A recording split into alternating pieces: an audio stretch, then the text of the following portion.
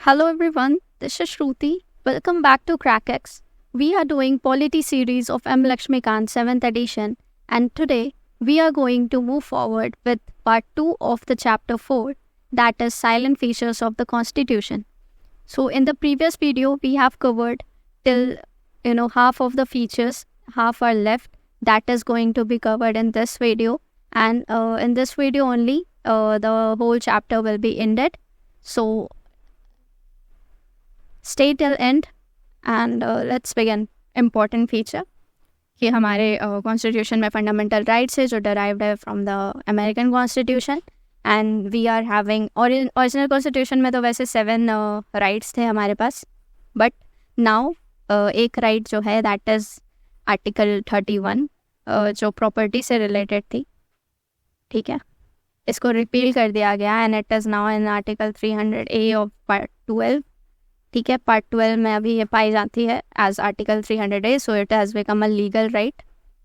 ठीक है, पहले ये कॉन्स्टिट्यूशनल राइट थी, दैट इज़ ये it is still a constitutional but it is like a legal right, it is not a fundamental right. Okay, so right to equality from 14 to 18, then right to freedom from 19 to 12, right against exploitation from 23 to 24. Right to freedom of religion 25 to 28, 29 to 30 is for the cultural and educational rights. Right to constitutional remedies article 32, that is to safeguard the fundamental rights. Okay, it has been given कि कोई भी person जाकर supreme court में directly they can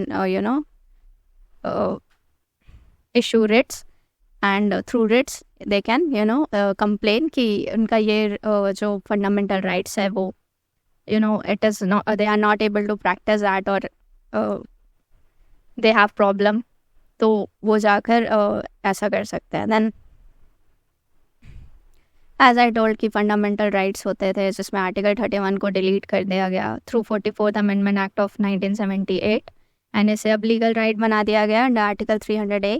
A means amendment के द्वारा कोई article अगर जोड़ता है तो उसे A, B, C उसके साथ लगा रहता है हमेशा in part 12 of the constitution. ठीक है, idea of the political democracy, this is what fundamental right objective is to promote the idea of the political democracy and so that it could place limitations or on the tyranny of the executive and arbitrary laws of the legislature. So fundamental rights are more like giving rights to the people than it's like you are giving rights to the people, but it is more like limiting the powers of the states or the arbitrary laws of the state.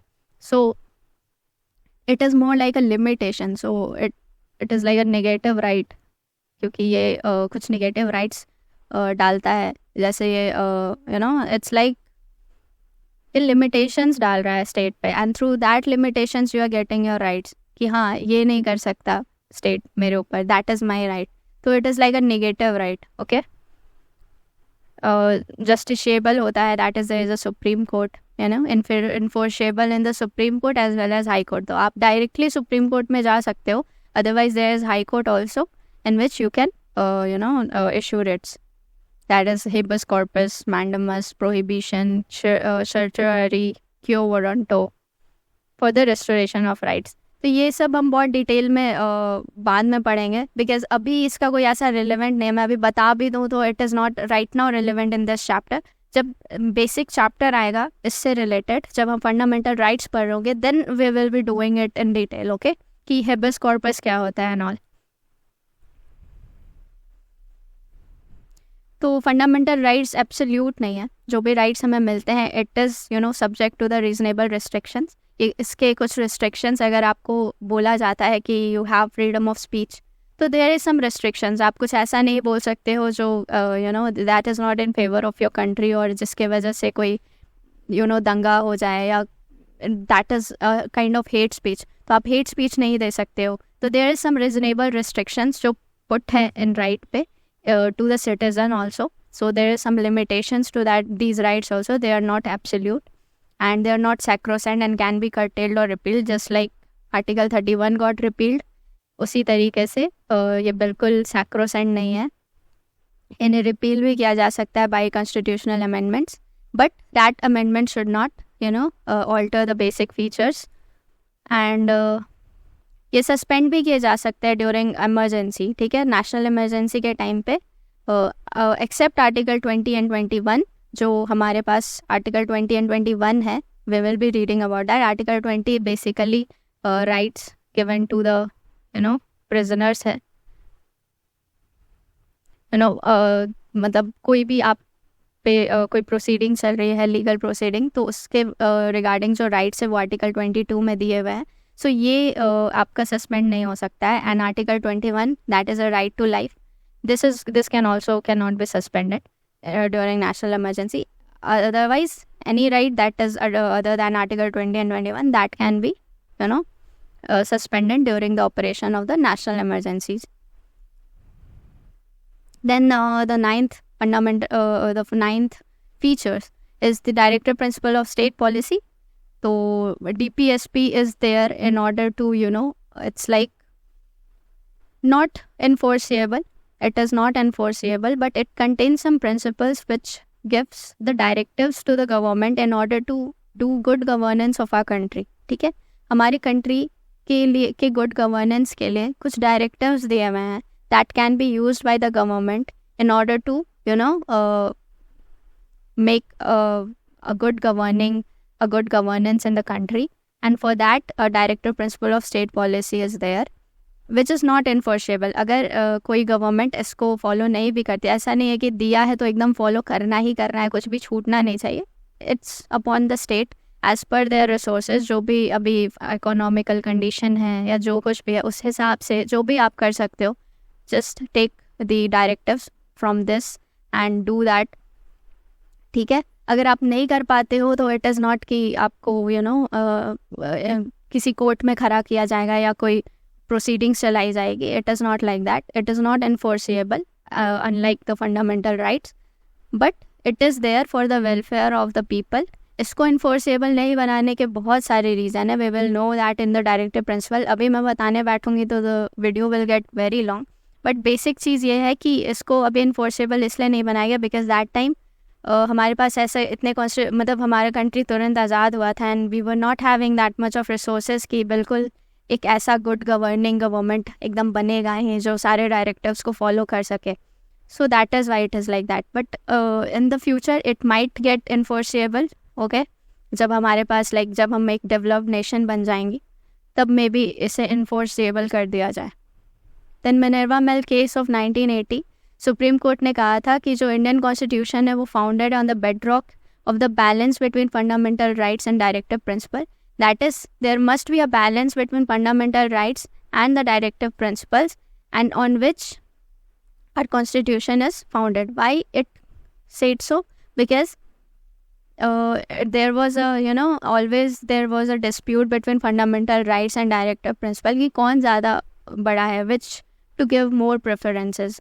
So it's like fundamental right is can oversee the directive principle, but directive principle is equally important. That is why the Supreme Court has said that. Okay. And this directive principle sometimes are used for the Supreme Court also in order to help in their judicial review.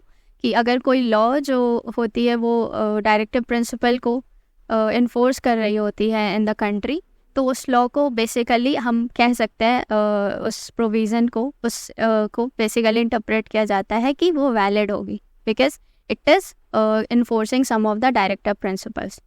ठीक है, so this is what the importance of the directive principle is. And we have the fundamental duties कि हमें अब fundamental rights दिए जा रहे हैं. Directive principles are there too for the welfare of us. तो हमारी कुछ ड्यूटीज़ बनती हैं towards a country. That is what is given in the fundamental duties. तो ओरिजिनली हमारे कॉन्स्टिट्यूशन में कोई भी ऐसा फंडामेंटल ड्यूटीज़ का प्रोविज़न नहीं था, but after the emergency of the 1975 to 77 एक नीड ऐसा लगा फॉर गवर्नमेंट को कि कॉन्स्टिट्यूशन में एक ऐसा प्रोविज़न होना चाहिए जो सिटीजन्स को याद दिलाता रहे कि उनके क्या ड्यूटीज़ है towards their country. And for that 42nd constitutional amendment was made in the article 1976 in which Swaran Singh committee was established, जिन्होंने कुछ अपने कुछ 8 ऐसे फंडामेंटल ड्यूटीज़ रिकमेंड किए थे जिसमें से 5 एक्सेप्ट किए गए by the Indira Gandhi government, that is the Congress government. So the Swaran Singh committee was, the recommendation was made by the Swaran Singh committee.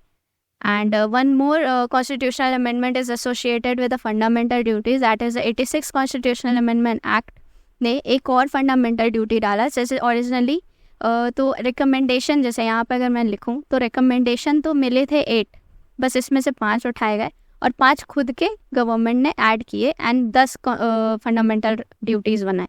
Then after 86th amendment act एक और fundamental duty जोड़ दिया and now we have total of 11 fundamental duties. This fundamental duty is related to the education of children. तो ये it is like कि हर एक citizen की ये ड्यूटी है कि वो अपने बच्चों को ये अपॉर्चुनिटी दे, 6 साल तक के बच्चों को ये अपॉर्चुनिटी दे कि वो एलिमेंट्री एजुकेशन को अवेल कर सके. That is what is given in the fundamental duties. So this is the 11th fundamental duty that has been added by the 86th Constitutional Amendment Act. Okay. Then Part 4A इसके लिए जुड़ा था, एक अलग से Part 4A was there for the fundamental duty. तो जब हम fundamental duty पढ़ेंगे तो बहुत कुछ पढ़ेंगे. There is very much of thing that has to be covered. Article 15A is associated with the fundamental duties. So Part 4A and article under which Article 51A is there where 11 fundamental duties are enshrined. Okay.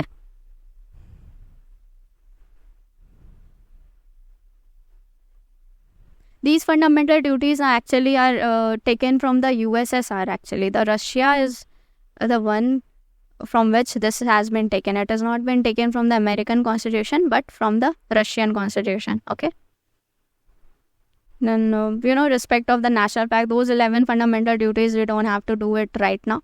We'll do it in that chapter only. ठीक है. Then a secular state. So our country follows कि हमारा जो constitution है उसमें ये mention है कि हमारा country ideals of the secular state follow करता है. That is it does not favour any particular religion or it does not has adopted any particular religion, irrespective of whatever the majority of the population is practicing whatever religion. It doesn't matter. अगर the majority of Hindus है, it doesn't mean कि dominance Hindu का होगा. Everybody is having their representation in the constitution, in the parliament, in the law making, in the executive. So it is like that. तो हमारा country, हमारा constitution ऐसा कोई भी फेवर नहीं करता है किसी पर्टिकुलर रिलीजन को. That is why it is called as a secular state and this secular was added by 42nd constitutional amendment act of 1976. So originally amendment act से ऐड हुआ है. दैट सिंपली मीन्स कि originally हमारे constitution में ऐसा कुछ भी नहीं था, लिखा हुआ नहीं था. सो यहाँ पे लिखने की एक नीड जन्मी इन 1976 and 42nd constitutional amendment act के थ्रू सेक्युलर वर्ड को ऐड किया गया. Although 3 वर्ड ऐड किए गए थे, that is the secular, socialist, as well as the integrity to promote the fraternity and the brotherhood. So it's like that. The preamble secures all citizens of India liberty of belief, faith, worship. Okay. तो preamble का chapter हमारा next chapter है. We'll cover that and all. ठीक है. ये सब हम वहाँ कवर कर लेंगे तो ज़्यादा सही होगा कि किसी पर्सन को equality before of law deny नहीं करना है, इक्वल प्रोटेक्शन देना है. So whatever the fundamental rights we were having ना, यहाँ पे बस वही सब लिखा हुआ है. ठीक है. कि इक्वालिटी ऑफ अपॉर्चुनिटी आर्टिकल 16 देता है. Then freedom of conscience and right to profess, practise, propagate any religion, ये देता है 25. That tells that our constitution is secular. So मुझे नहीं पता ये यहाँ पे दिया क्यों है, इसका क्या रिलेवेंस है. सेक्युलर कहने क्या मतलब इन आर्टिकल से क्या लेना देना. हाँ ठीक है, रिलीजियस कॉन्स्टिट्यूशन से रिलेटेड जितने भी आर्टिकल्स है, इट इज़ लाइक दैट. हाँ ये है कि इक्वल अपॉर्चुनिटी सभी को मिल रही है रिस्पेक्टिव ऑफ देयर रिलीजन और any kind of discrimination. So this is what the articles are associated with. But इतना कुछ नहीं है, तो कॉमन सेंस है. आगे बढ़ते हैं. सो western concept of secularism connotes complete separation between religion and the state. ठीक है. अगर जो आप वेस्टर्न सिस्टम देखोगे सेक्युलरिज्म का, तो वो डिफरेंट है from our idea of secularism. That is उनके पास एक कंप्लीट सेपरेशन है between religion and the state. तो रिलीजियस जो स्टेट होती है वो रिलीजन में इंटरफेयर नहीं करते हैं, रिलीजन होते हैं वो स्टेट में इंटरफेयर नहीं करते हैं पॉलिटिक्स में, ठीक है। तो ये ऐसा कुछ भी इंडिया इन सिचुएशन में नहीं है, ठीक है, क्योंकि हमारा जो इंडिया है वो मल्टी रिलीजियस है, दैट इज़ वाई।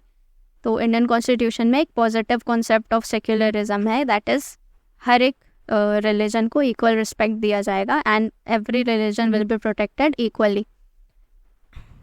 तो old system of communal representation को ख़त्म किया गया है, that is there is no separate electorate for any Muslim, Sikh और anything like that. We are like to promote the unity in the diversity, the communal representation is abolished, but every religion and every religious institution has been respected the same.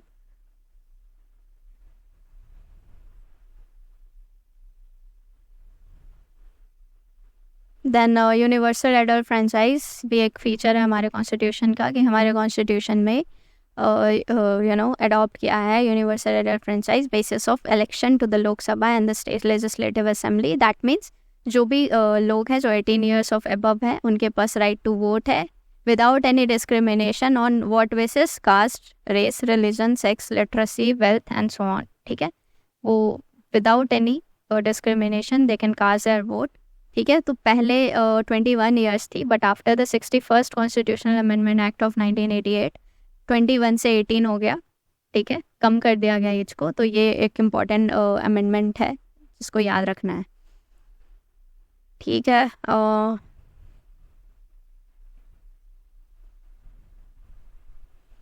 Then single citizenship, हमारे country single citizenship को follow करता है। The moment you will take citizenship of another country, आपका India का citizenship will automatically fall down. तो this is what the single citizenship means, कि एक ही citizenship आपका हो सकता है इन द कंट्री, ठीक है। बहुत सारे कंट्रीज़ में जस्ट लाइक USA, एक कंट्री एक पर्सन के पास जस्ट सिर्फ USA ही नहीं बट किसी और भी पर्टिकुलर स्टेट का एक होता है। That is it is not only said कि आप US के सिटीज़न हो, बट आप जिस स्टेट जो फेडरेशन ऑफ स्टेट है उस स्टेट से जिस बिलोंग करते हो उसका भी यू हैव द सिटीजनशिप। तो it is like owes allegiance to both and enjoys dual sets of right, ठीक है। जो एक US का राइट है and the right that their state has particularly having national government and the state government. Then in India हर citizen irrespective of state या कहाँ पे वो reside करता है, कहाँ born हुए हैं, it doesn't matter, ठीक है, they are having the same political and civil rights of citizenship. Then this is what the single citizenship means, okay। इतना डिटेल में आप जाओगे the video is going to be very long और हम obviously इन चीज़ों को डिटेल में पढ़ने वाले, सो मैं बस एक आइडिया लेना है कि what these features means, ठीक है।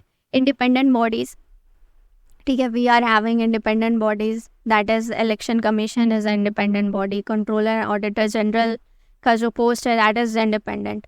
in order to ensure free and fair election और in order to ensure the fair administration, जो भी उनके काम होते हैं in order to ensure impartiality and fairness, ये constitutional bodies हैं जो independent होते हैं irrespective of any organs, okay।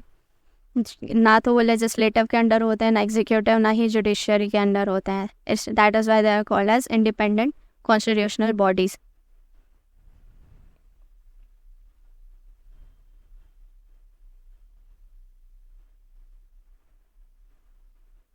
Then Union Public Service Commission is there, for recruitment in all India services and state services also. Then State Public Service Commission for the state services, Union for the higher central services and to advise President on disciplinary matters, state services and advise Governor on disciplinary matters. So it is like that. And then constitution ensure करता है independence of this body through various provisions, जैसे security of tenure दी जाती है, fix services दिए जाते हैं and expenses being charged on the consolidated fund of India, यानी कि अब कंसोलिडेटेड फंड ऑफ इंडिया से एक्सपेंसेस चार्ज हो रहे हैं, यानी इट्स नॉट लाइक कि अगर आप किसी को फेवर नहीं कर रहे हो तो वो आपको पेमेंट नहीं देंगे या आपको किसी भी तरीके से परेशान कर पाएंगे financially. So this is what protection is given. Emergency provision, लोगों का रिप्रेजेंटेशन एडिक्वेटली नहीं जा पा रहा है, तो उनको एडमिनिस्टर करने के लिए there is a particular type of government जो उनके चीज़ों को अच्छे से समझे, उनके नीड्स को अच्छे से समझे, and the state will be giving them the fundings to do the administration, but the administration will be smooth. ठीक है, हर एक कोने कोने तक the benefits will be there. तो पार्ट 9 में है हमारा ये जो भी है 73rd अमेंडमेंट एक्ट ऑफ 1992 ने दिया था पंचायती राज को कॉन्स्टिट्यूशनल रिकॉग्निशन. ठीक है, बहुत सारे इसमें आपको कमिटीज़ भी थे जो बैठी थी, बहुत सारे कमीशंस बैठे थे जिनके थ्रू बहुत बार मतलब ये बनने को हुआ, and then it failed and then it got the recognition of the constitution. So we'll do that in the Panchayati Raj only. You just have to keep in this mind कि हाँ ये features हमारे constitution के कि 74th amendment act के द्वारा हमें municipalities को कॉन्स्टिट्यूशनल रिकॉग्निशन दिया गया to do urban local government. ठीक है, then part 9A and 9B डाला हुआ है, न्यू शेड्यूल्स डाले हुए हैं, that is part part 11 and part the schedules 11 and schedules 12 are there in order to tell the subjects of the parliamentary system of the government and the municipalities of the government. ठीक है, Nagar Panchayat, municipal council, that's all are there. There's a disintegration in the Panchayati Raj system also. There's disintegration in the municipal corporation also to ensure a smooth administration in both the bodies. So we'll do that in the chapter when it comes.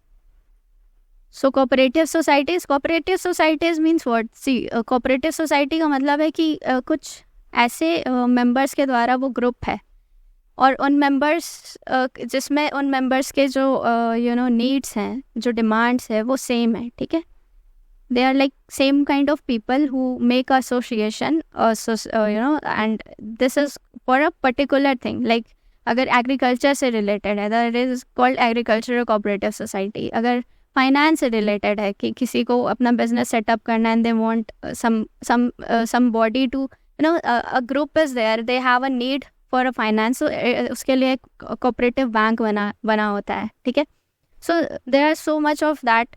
बहुत सारे cooperative societies हैं अलग अलग तरीके के. ठीक है, तो 97 कॉन्स्टिट्यूशनल अमेंडमेंट ऑफ 2011 ने कॉन्स्टिट्यूशनल स्टेटस दिया था to protect the cooperative societies. जो भी कोऑपरेटिव सोसाइटीज़ होती हैं उनका बहुत ही अहम रोल होता है, जिससे हमारे कॉन्स्टिट्यूशन में एक लॉ एंड ऑर्डर मेंटेन रहता है. बिकॉज आप अगर ऐसे प्रमोट करते हो कोऑपरेटिव सोसाइटीज़ को, कॉन्स्टिट्यूशनल स्टेटस देखें, तो पीपल अपना एडमिनिस्ट्रेशन खुद कर पाते हैं, अपने ज़रूरतों को खुद से पूरा कर पाते हैं by making association and making a group, जिस पे गवर्नमेंट को बहुत कम लोड पड़ता है. एंड लिटिल सपोर्ट देने पे उन कोऑपरेटिव सोसाइटीज़ को the law and order of that state और परेशानी जो पब्लिक की है वो दूर हो सकती है. So why not. तो it made the right to form cooperative society एक राइट बना दिया गया as a fundamental right under 19. ठीक है, to form association. Then a new directive principle of state policy promote cooperative society under Article 43B. So directive principle में भी it is enshrined to make cooperative societies, and it added 9B in the constitution which is entitled as the cooperative societies. ठीक है, 9B को add किया गया है जो cooperative societies के लिए पूरी तरीके से devoted है. And Article 43ZH2, 43ZT, all the provisions are given for the cooperative societies function. ठीक है, तो ये जो पार्ट 9B है एक न्यू पार्ट. ठीक है, इसमें वेरियस प्रोविज़न है to ensure the cooperative societies in the country and function in a democratic, professional, autonomous, economically sound matter. And it empowers the parliament in respect of multi state cooperative society and the state legislature to other cooperative societies to make appropriate law. ठीक है, so this is about the cooperative societies.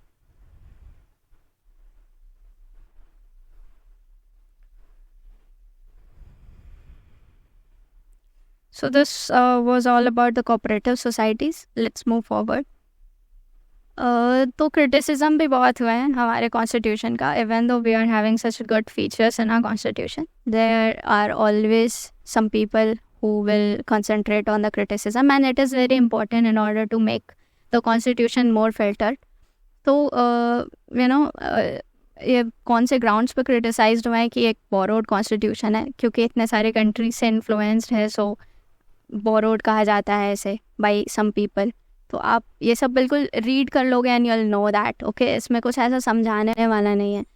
Carbon copy कहा जाता है 1935 act को, because half से भी ज़्यादा 50% से ज़्यादा चीज़ों को एकदम डिट्टो उतार दिया गया इन द कॉन्स्टिट्यूशन, तो एक कॉपी कैट कहा जाता है। It's like a carbon copy of 1935 act. फिर अन इंडियन और एंटी इंडियन भी बोला जाता है समटाइम्स, क्योंकि अकॉर्डिंग टू क्रिटिक्स ये कहा जाता है क्योंकि ये जो है जो रिफ्लेक्ट करता है ना, ये जो जो कॉन्स्टिट्यूशन है वो पॉलिटिकल ट्रेडिशन और स्पिरिट ऑफ इंडिया को रिफ्लेक्ट नहीं कर पाता है। ऐसा इसलिए क्योंकि फॉरेन नेचर ऑफ कॉन्स्टिट्यूशन, इसको उनके द्वारा ये माना जाता है कि जो फॉरेन नेचर ऑफ कॉन्स्टिट्यूशन से जो प्रोविजंस डिराइव्ड है वो सुटेबल नहीं है for the administration of India, because there is a difference between the Indian composition of the country and other compositions of the country। ठीक है, सो ये क्रिटिसिज्म ऐसा उठ कर आया है। ठीक है,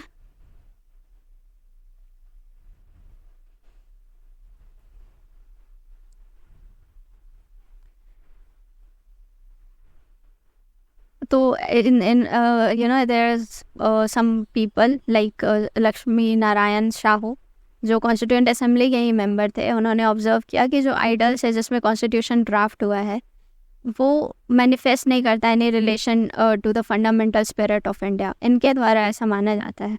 एंड ये मतलब ये कहते हैं कि कॉन्स्टिट्यूशन एक बार ऐसा प्रूव होगा कि ये सुटेबल नहीं है for the Indian and it will break down soon after being bought into operation. But ऐसा कुछ तो हुआ नहीं। Our constitution is much respected by the citizens, and it has always helped us to achieve the welfare। the un-Gandhian constitution भी कहा जाता है कि मतलब the constitution वो un-Gandhian है क्योंकि it is not containing the philosophy and ideals of the Mahatma Gandhi and father of the Indian nation। तो अब किसी एक पर्टिकुलर इंसान की philosophy है, उससे कह रहे हैं कि इनके आइडल्स पे नहीं बना है। So this is what the critics are saying कि जो क्रिटिक्स जो सिर्फ गांधीयन प्रिंसिपल्स फॉलो करती होंगी उनके द्वारा ये क्रिटिक्स निकला गया है। एंड ये ऐसा मतलब कुछ का तो ये कहना है जिसके हनुमान थिया he said exactly that it is exactly the kind of constitution Mahatma Gandhi did not want and did not envisage। तो ये इसको बिल्कुल ऐसा करार दे रहे हैं कि ये तो कभी महात्मा गांधी सोच भी नहीं सकते कि ऐसा कॉन्स्टिट्यूशन बनेगा। So it's like that. Then elephantine size के लिए भी क्रिटिसाइज़ किया गया कि कुछ ज़्यादा ही बल्कि और ज़्यादा ही डिटेल्ड है। ठीक है, और कुछ अननेसेसरी एलिमेंट्स भी हैं इसमें डाला हुआ। That is sir Ivor Jennings जो ब्रिटिश कॉन्स्टिट्यूशनलिस्ट हैं वो ऑब्जर्व करते हैं कि जो प्रोविजंस है बोरोड वो हमेशा वेल सेलेक्टेड और नहीं है, और ना ही कॉन्स्टिट्यूशन जनरली स्पीकिंग बहुत ही ज़्यादा लॉन्ग और कॉम्प्लिकेटेड है। ठीक है, तो आइवर जेनिंग्स का ये मानना है कि बहुत ही कॉम्प्लिकेटेड कॉन्स्टिट्यूशन है हमारा and it is very long and too bulky to read. तो इस पे बहुत सारे क्रिटिक्स के बहुत सारे अपोजिशन भी होते हैं। इस पे क्वेश्चंस के जवाब भी देते हैं बहुत सारे जिन्होंने कॉन्स्टिट्यूशन बनाया है। Obviously he is going to answer all the critics, all the about all the criticism, against all the criticism. ठीक है, तो you just have to know कि क्या क्या क्रिटिसिज्म है इन ऑर्डर कि जब आपको मेंस के आंसर राइटिंग में ये जब पूछा जाए कि क्या नेगेटिव पॉइंट अगर आपको निकालने हो कॉन्स्टिट्यूशन के, so the critics has given you a best of the examples of the negatives that you can drive out from the constitution. Then paradise of the lawyers है। ठीक है, क्योंकि हमारा जो कॉन्स्टिट्यूएंट असेंबली था मोस्टली डोमिनेंट था by the lawyers ना, तो इसलिए भी इनको क्रिटिसाइज़ किया जाता है कि बहुत ही ज़्यादा कॉम्प्लिकेटेड वर्ड्स यूज़ हुए हैं जो बहुत ही जल्दी कॉम्प्रिहेंड नहीं हो सकते हैं बाय सिंपल पीपल और by ordinary people except the lawyers, जो कि कहीं ना कहीं एज क्रिटिसिज्म नहीं है बट इट्स बेनिफिशियल ना कि अगर हर कोई हर कोई आकर अपना अपना मीनिंग निकाल सकता है। A constitution is been comprehensible by each and every people, जो मतलब आप अगर 3rd स्टैंडर्ड के बच्चे हो एंड आप 6th स्टैंडर्ड की बुक्स पढ़ने के लायक हो ऑब्वियसली आपका लेवल तो 6 स्टैंडर्ड का नहीं है, सो आप you will be making your own meanings about the sentences that you will read. तो it must be complicated in order to make you, you know, in order to, if you are of that level, then only you must be able to understand it. So not make double meaning of one sentences, like the controversies इससे ना हो सके.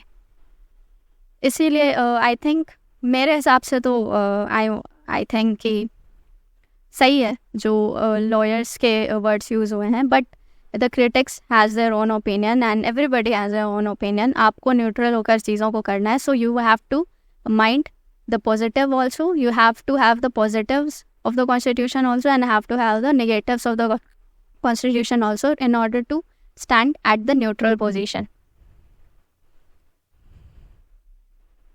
तो ये कहा गया है कि हमारा मिसफॉर्च्यून है कि ये जो है बिल्कुल बर्डनड है इतने सारे वर्ड्स के जो कि बहुत ही इजीली एलिमिनेटेड किए जा सकते थे, बट दे आर देयर. तो these are the criticisms that have been given by the critics. And obviously very important tables that are there कि पार्ट्स ऑफ द कॉन्स्टिट्यूशन है. तो ये पार्ट जो है ना ये बहुत ही इंपॉर्टेंट है. इनसे एकदम डायरेक्ट क्वेश्चन आए हैं प्रीलिम्स में. एकदम लास्ट ईयर में तो 4 पार्ट्स को पूछा गया था, लाइक कि कौन सा पार्ट में कौन सा प्रोविज़न दिया है, मतलब किस चीज़ के लिए प्रोविज़न दिया. जैसे पहले पार्ट में it's about the union and it's territories, दूसरे में it's about the citizen. The third part of the constitution is for the fundamental rights, 4th for the DPSPs, 4A for the fundamental duties, 5 for the union in which the executive, parliament, legislative power, union judiciary, comptroller and auditor general of India. Then 6th is devoted to the state government and their functionings.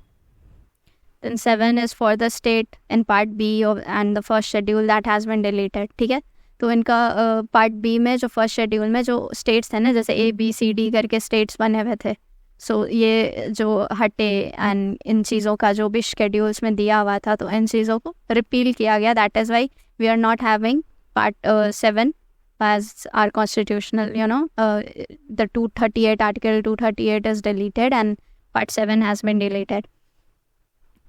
Then part 8 is about the union territories, 9 is for the panchayat, 9A for the municipalities, 9B for the cooperative societies, 10 for the schedules and tribal areas, 11 for the relationship between union and the states.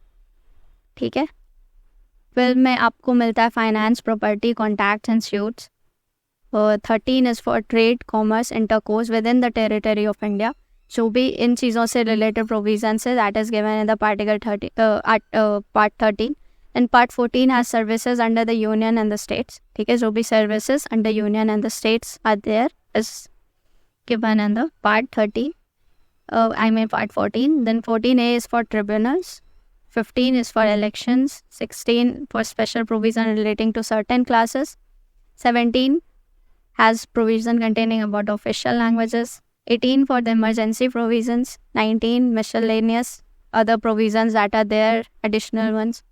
20, a very important part, always been asked, amendment of the constitution. 21 for the temporary transitional special provisions. And 22 for short title, commencement, authoritative text in Hindi and all about the repeals. Okay, that has been given in the part 22. So there are 22 parts in total. You have to learn this, you have to memorize this all. Then the table, second table is about the important articles. Although you must be knowing all the articles of the constitution that is given in the Lakshmikant. So I'll be skipping this because आप जैसे जैसे articles पढ़ते जाओगे, जैसे जैसे chapters complete करते जाओगे, you will be knowing कौन से आर्टिकल्स किस चीज़ से रिलेटेड हैं and all.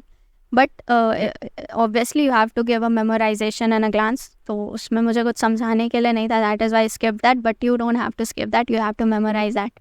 Then first schedules is about the names of the state and their territorial jurisdiction. So जो भी फर्स्ट शेड्यूल में आर्टिकल 1 में जो भी टेरिटरी में नेम्स ऑफ द स्टेट है एंड देयर टेरिटोरियल जुरिडिक्शन कहाँ से कहाँ तक है, that list has been given in the first schedule of our constitution. Then the second schedule is about the provision relating to the emoluments, allowances, privileges and so on of तो किन किन के एमोल्यूमेंट्स, allowances and privileges को list out किया गया है, तो it's president of India, governor, speaker and deputy speaker of the Lok Sabha, chairman deputy chairman of the Rajya Sabha, speaker deputy speaker of the legislative assembly, chairman deputy chairman of the legislative council. So state has a legislative assembly and a legislative council. ठीक है, और उसको chair करते हैं speaker and deputy speaker of the assembly of the state and chairman and deputy chairman of the council. So this is what it is given. ठीक है, judges supreme court, judges of the high court, controller and auditor general of India. ठीक है, third schedules जो भी oaths and affirmations दिए हुए हैं, according to each office जो भी ओथ्स एंड अफर्मेशन एसोसिएटेड है, उससे रिलेटेड लिस्ट जो है दिया हुआ वो थर्ड शेड्यूल में दिया है. That is the union minister, candidates for election to the parliament, member of parliament, जजेस of the supreme court, controller and auditor general. तो ये जो भी ओथ्स एंड अफर्मेशंस होंगे इनके जो भी, that will be that you will found in the third schedule. The state ministers, candidate for election of the state legislature, member of the state legislature, judges of that. Fourth is the important one, that is related to the allocation of seats in the Raj Sabha and in the union territories. तो कैसे allocation of seats होते हैं in the Raj Sabha and in the union territories, that provision is given in the fourth schedule. Fifth schedule is about the administration and control of the scheduled areas and scheduled tribes. Sixth, about some of the important scheduled areas. ठीक है, इनके administration से related जो भी provision है वो दिया है सिक्स शेड्यूल में. वो कौन से हैं, तो Assam, Meghalaya, Tripura, Mizoram, these are the 4 states. ठीक है, तो मैं तो इसे ATMM से याद रखती हूँ, that is Assam, Tripura, Meghalaya, Mizoram. So you can use it. 7th schedule, division of hours between union and state in terms of list 1, list 2. तो मतलब 7th शेड्यूल में टोटली फेडरल स्ट्रक्चर है दिया हुआ हमारे कॉन्स्टिट्यूशन का, कि there is a separate list for union, separate list for state, and all this list is having the subjects on which the union can make law on the subject of union list, the state can make law on the subjects given in the state list, and list 3 is a concurrent list where both union and state can make laws, but whenever there will be a dispute, union will always have a preference. ठीक है, तो यहाँ पे लिखा है कि union के पास 98 subjects हैं जिन पे लॉज बना सकते हैं. ओरिजिनली 97 थे, बट नाउ एट प्रेजेंट 98 है. स्टेट लिस्ट 59 सब्जेक्ट्स कंटेन करता है, ओरिजिनल 66 थे. कॉन्करेंट लिस्ट 52 सब्जेक्ट्स, पर्सनली 47 थे. 8th schedule is about the language, कि जितने भी हमारे पास अभी ऑफिशियल लैंग्वेजेस हैं वो सारी मैंशनड है इन आर 8th शेड्यूल. ठीक है, देयर आर 14 लैंग्वेजेस. ठीक है, but presently 22 are there. So originally we were having 14 languages, but now we are having 22 languages as that can be adopted. That is adopted as a official language. So there are so much of official language, and they given in the 8th schedule. The 9th schedule is for the जो भी property से related laws बने थे ना, that is given in the 9th schedule. तो 9th schedule actually इतना important है कि इसमें अगर कोई भी प्रोविज़न या कोई भी एक्ट इसके अंडर है तो वो जुडिशल रिव्यू से बाहर है. ठीक है, बट जुडिशल रिव्यू से बाहर तब तक ही है, फर्स्ट अमेंडमेंट के थ्रू इसे बनाया गया था कि वो सारे लॉज जो इसके अंदर होंगे वो जुडिशल रिव्यू से बाहर होंगे. लेकिन फिर कोर्ट ने बोला कि जुडिशल रिव्यू तो is like a fundamental power of the court, तो आप उसको ये नहीं हटा नहीं सकते हो. तो जो भी अप्रैल 24, 1973 तक जितने भी लॉज इसके अंडर हैं 9th शेड्यूल के अंडर, उनको छोड़कर उनके बाद के जितने भी अब लॉज इसके अंडर डाले जाएंगे ना, वो जुडिशियल रिव्यू के अंडर आएंगे. तो उन पे जुडिशियल रिव्यू दिया जाएगा. अगर वो बेसिक स्ट्रक्चर को ये कर रहे होंगे, हार्म पहुंचा रहे होंगे, तो that can be made invalid, that can be said to be invalid in the 9th schedule. Otherwise जो भी उसके अलावा जितने भी प्रोविजंस 9th शेड्यूल में होते हैं वो प्रोटेक्टेड होते हैं जुडिशियल रिव्यू से. उनको जुडिशरी इनवैलिड घोषित नहीं कर सकती है. तो अभी तक में जितने भी 1973 तक जितने भी प्रोविजंस ऐड हुए हैं ना 9th शेड्यूल में, they can never be stated as invalid by the Supreme Court. Then 10th schedule is about the what is said that defection. ठीक है, तो डिफेक्शन से रिलेटेड जो भी प्रोविज़न्स है वो 10th शेड्यूल में है। कोई भी पार्टी का बंदा होता है जो अपने पार्टी के नॉर्म्स पे नहीं चल रहा होता, बात नहीं मान रहा होता है, तो उनके लिए कुछ लॉज दिए गए हैं, पार्टीज़ को कुछ प्रोविज़न्स प्रोवाइडेड है जिससे वो परफॉर्म कर सकते हैं डिफेक्शन, उस मेंबर को हटा सकते हैं अपने पार्टी से या डिस्क्वालिफिकेशन कर सकते हैं। So that is what defection is given in under the 10th schedule by the 52nd amendment act of 1985, also known as anti defection law. ठीक है। Then 11th schedule is for the Panchayati Raj, that is given in the part 9. Part 9A is associated हमारा 10th schedule, that is for the municipalities.